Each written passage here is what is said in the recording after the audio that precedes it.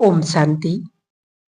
परमात्मा के साथ हम कैसे सर्व संबंधों का अनुभव करना है, जिसमें हम माता-पिता, शिक्षक, सतगुरु के संबंध तो हमने अच्छी तरह से समझा है, लेकिन आज हम समझेंगे कि हम कैसे परमात्मा को अपना सखा भी है, बंधु भी है एवं प्रियतम भी है।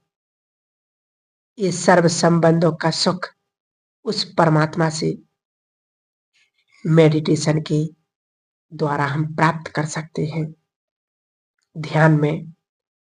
और जैसे-जैसे ये सुख आत्मा को प्राप्त होने लगता है, तो मन बहुत सहज और सरलता से उसमें एकाग्र हो जाता है। परमात्मा को सतगुरु के साथ-साथ हम उसको बंधु या सखा के रूप में भी देख सकते हैं। जिस तरह सुदामा ने उसको अपना मित्र समझा,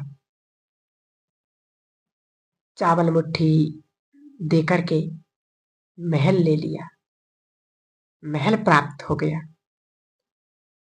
ईश्वर के साथ में हम जो संबंध जोड़ते हैं, एक ईश्वर है जो वफादार है, जो संबंध को निभाता है।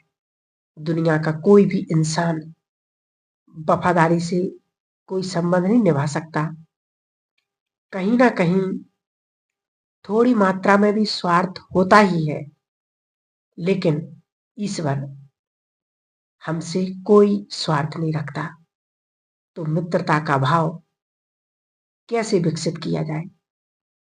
दुनिया में भी देखा जाता है कि जब स्टूडेंट एक ही स्कूल में पढ़ते हैं, 50 स्टूडेंट 100 स्टूडेंट के साथ हमारी मित्रता नहीं होती है, सबके साथ दोस्ती नहीं होती है, कुछ ही लोगों के साथ हमारी दोस्ती होती है।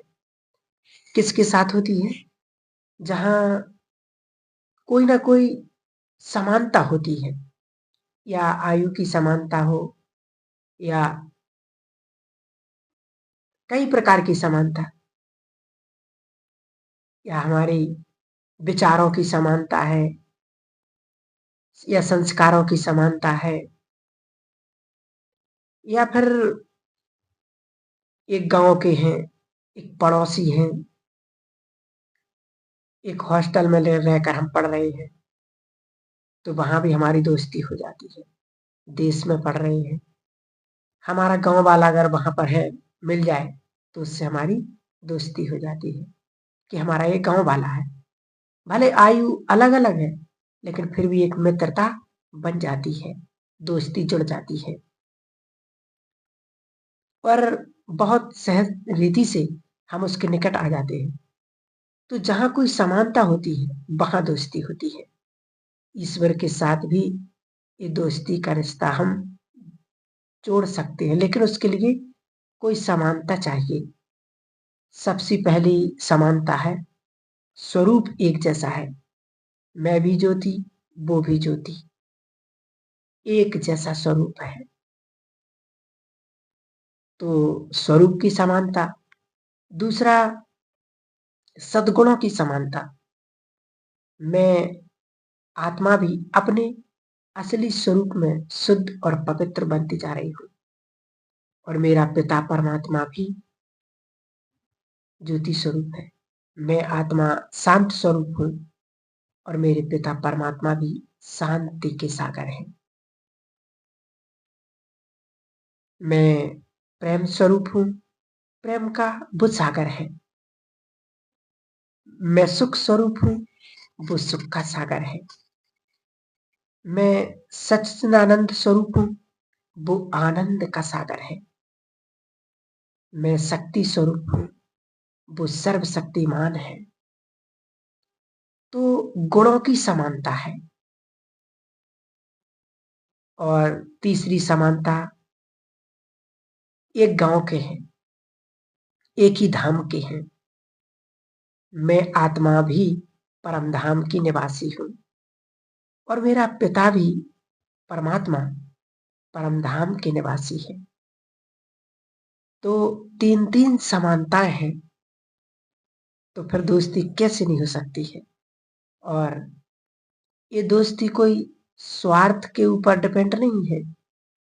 ये दोस्ती निस्वार्थ पवित्र भावना को प्रकट करती है। और जितनी इसमें पवित्रता बनी रहती है, पवित्र भाव और भावनाएं समाई रहती है, उतनी ये दोस्ती बहुत अच्छी रहती है।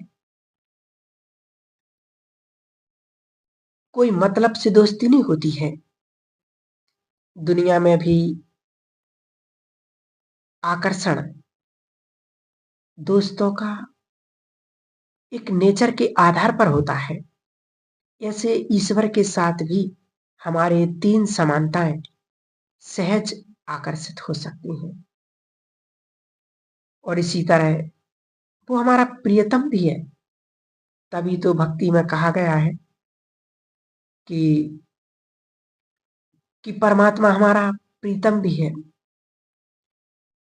इसलिए तो भक्ति में भी कहा गया, नरसिंह जैसा भक्त भक्ति करता रहा, उसके घर पर बेटी की शादी की सारी तैयारियां, जो कुछ दहेज में देना था, सब कुछ दे दिया था, संपन्न हो गया था उसका विवाह। और नरसिंह मेहता को कोई पता ही नहीं था, क्योंकि उसकी दोस्ती भगवान से थी। तो दोस्त तो कुछ भी कर सकता है। और इसी तरह वो प्रियतम भी है। जब मीराबाई ने उसके साथ प्रियतम का रिश्ता जोड़ा था, तो जहर का कटोरा भी अमृत बन गया था। कहने का भाव यही है कि जीवन के अंदर जहर जैसी बातें भी आ जाएं, तो भी वो समान महसूस होंगी, क्योंकि रिश्ता ही हमारा ऐसा है। हर चीज परिवर्तन हो जाती है। कोई दुख देने का सोचे और हम सुखद अनुभूति उसमें से करें।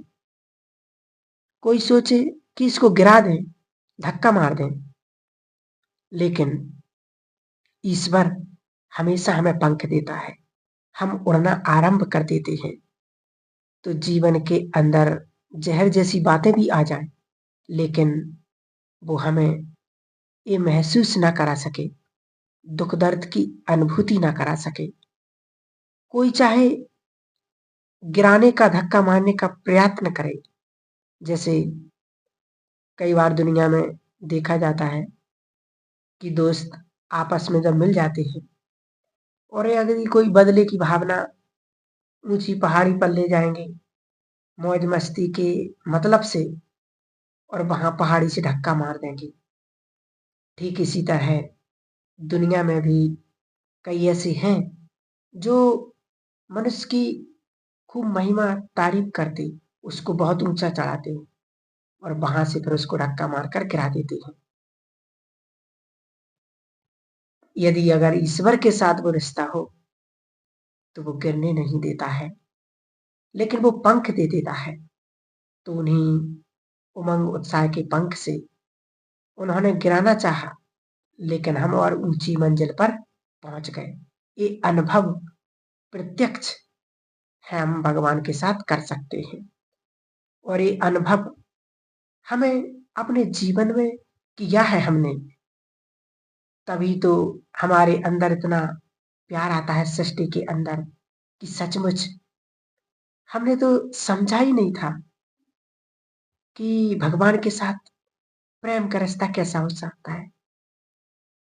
और वो हमसे प्यार करता है, तो फिर हम क्यों ना करें उससे। और इसी प्यार का नाम ही तो है मेडिटेशन। दुनिया के अंदर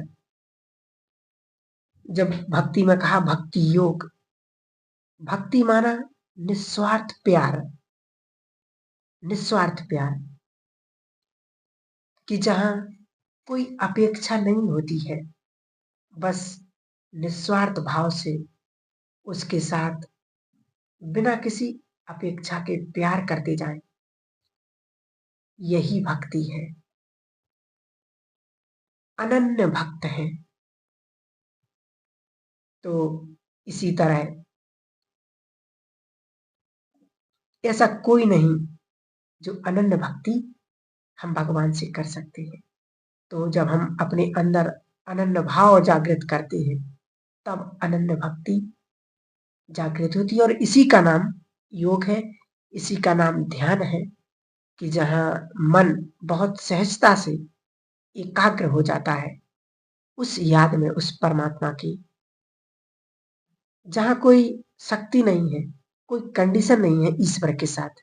दुनिया के अंदर तो जितने भी रिश्ते हैं कंडीशंस के आधार पर है।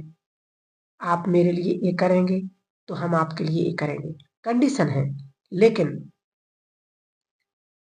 मतलब दुनिया में अपेक्षा है, स्वार्थ है, लेकिन ईश्वर के साथ ना कोई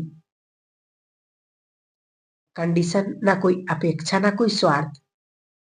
ईश्वर को हमारे से कोई मतलब नहीं है, बस प्यार देना चाहता है वो।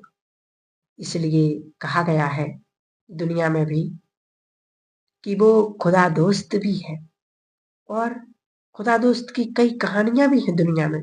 कहा जाता है कि एक बार एक व्यक्ति की दोस्ती खुदा से हो गई, और बातें करते करते एक बार बंदे ने खुदा से कहा कि सुना है आप बड़े बड़े स्वर्ग के बहिश्त के मालिक हैं, कभी मुझे भी ये बहिश्त का सुख अनुभव कैसा होता है करा दो ना मुझे। तो वो कहते हैं कि ठीक है चलो। बहिश्त में ले गए। पहले दिन ही देखा क्या बहिश्त का सुख है। तो खुदा ने पूछा है कि कितना दिन रहना चाहते हो। तो उसने कहा 10 दिन, बस इसी का अनुभव करना चाहता हूँ। पहले दिन ही देखा कि इसका सुख तो इतना है, और मैंने 10 दिन ही सुख मांगा। स्वर्ग में सब काम फटाफट होते हैं। तो उसने 10 दिन के अंदर अपने लिए एक बराबर का स्वर्ग तैयार करा लिया,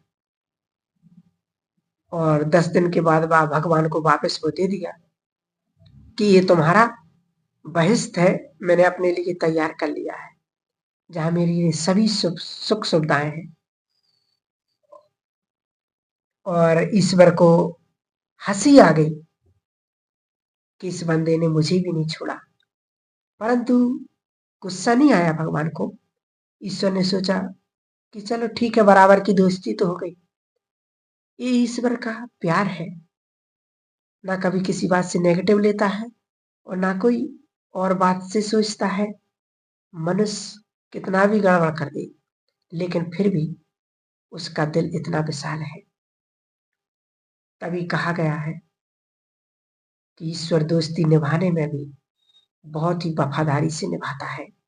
लेकिन जब मनुष्य हिसाब शुरू कर देता है, तो फिर वो भी पाई पाई का हिसाब लेता है। क्योंकि भगवान से यदि हम व्यापार करेंगे तो वो फिर पाई पाई से हिसाब लेगा। गलती से ऐसा रिश्ता ना जोड़ें जिससे हम खुद ही परेशान हो जाएं। उसके बारे में कि गलती से भी हम उसके साथ ऐसा रिश्ता ना जोड़ लें, नहीं तो बहुत परेशानी होगी। लेकिन जब यथार्थ रिश्ता जोड़ते हैं तो हर परिस्थिति में हमारा जीवन अमृतमय हो जाता है। कहीं कोई भी प्रकार की न ईश्वर हमें धोखा देता है, न हमें परेशान करने वाला है, ना वो मतलब निकालने के लिए हमसे दोस्ती करता है। वो हमेशा हमसे प्यार करता ही जाता है। तो चलिए हम कुछ क्षण के लिए उस खुदा दोस्त को, उस प्रियतम को याद करते हैं 1 मिनट के लिए। आज मैं आत्मा अपने खुदा दोस्त के साथ मिलन मनाती हूँ।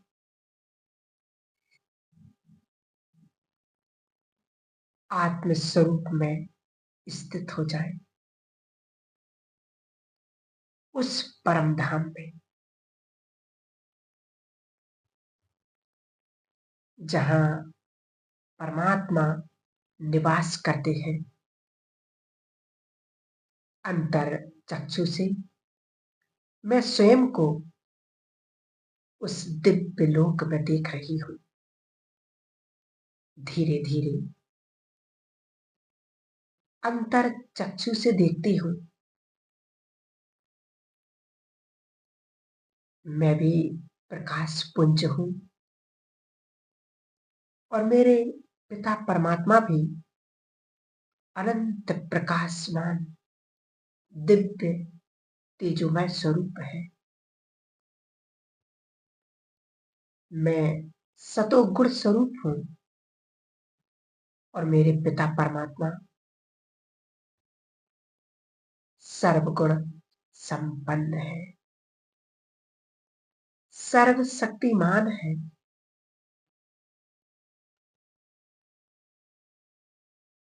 सर्वशक्तिमान परमात्मा से सर्व शक्तियों की किरणें स्वयं में समाती जाती हूं।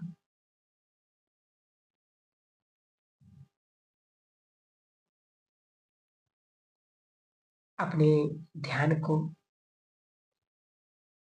उस दिव्य स्वरूप पर एकाग्र करती हूं। पिता परमात्मा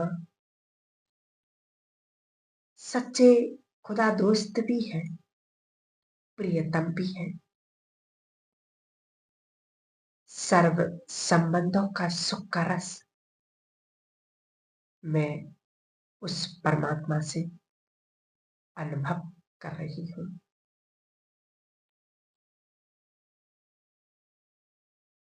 धीरे धीरे मैं अपने मन को और बुद्धि को वापस ले आती हूं अपने स्वरूप पर।